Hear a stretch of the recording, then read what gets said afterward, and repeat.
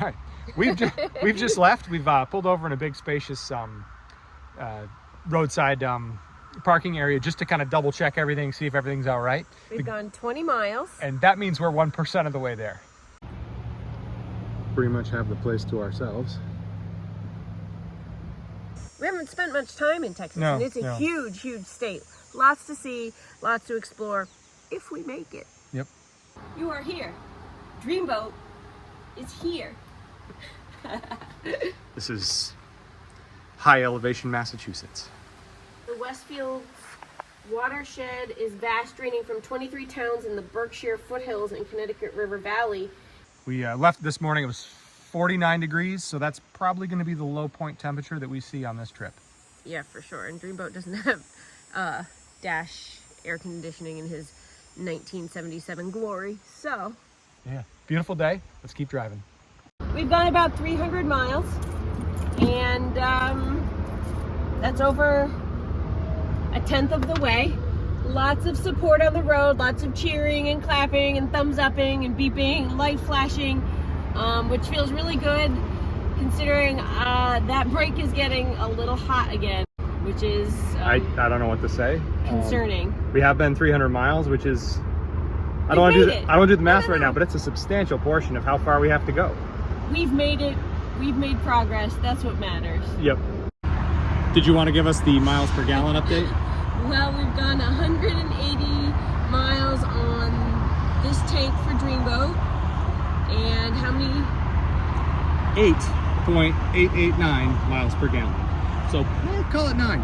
Let's be optimistic. 9 miles per gallon. We're actually somehow doing worse. We need to tune him. Yeah, he was getting close to 10 before.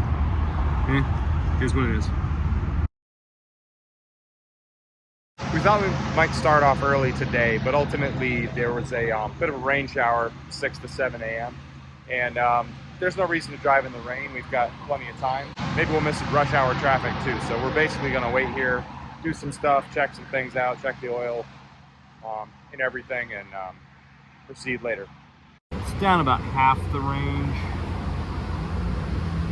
Probably over 1,000 miles on this oil change.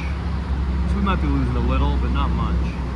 This hose clamp has a very sharp end that sticks up. The meaning to just wrap some electrical tape to hold the sharp edge down for quite some time.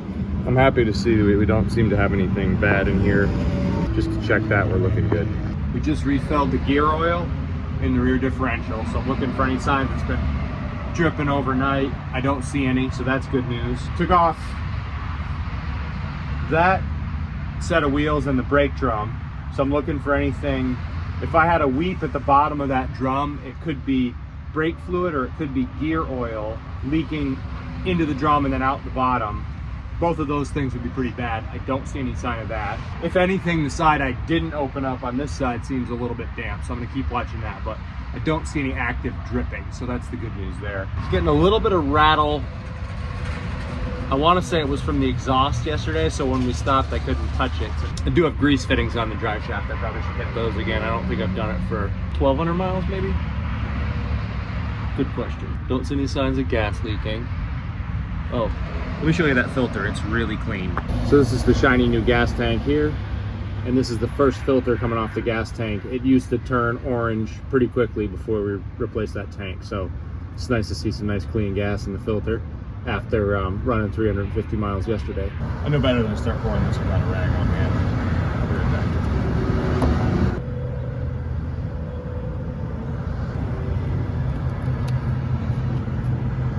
Leaking oil isn't the worst thing, because you know it's had oil recently if it's still leaking out.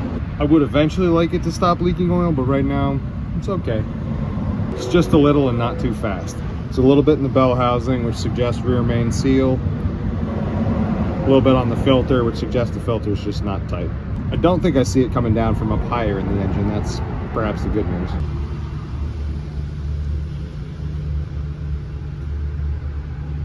With the old Tundra one time, we had a mayonnaise-y looking creaminess on the inside of the oil cap, and I was worried the head gasket was going. Turned out it was the PCV. valve. It's like a $10 part. I changed it out. It just meant that the condensation in the engine wouldn't leave, essentially. Change that valve, solve the problem. After that, I always check the oil cap. Oil level in this is perfect.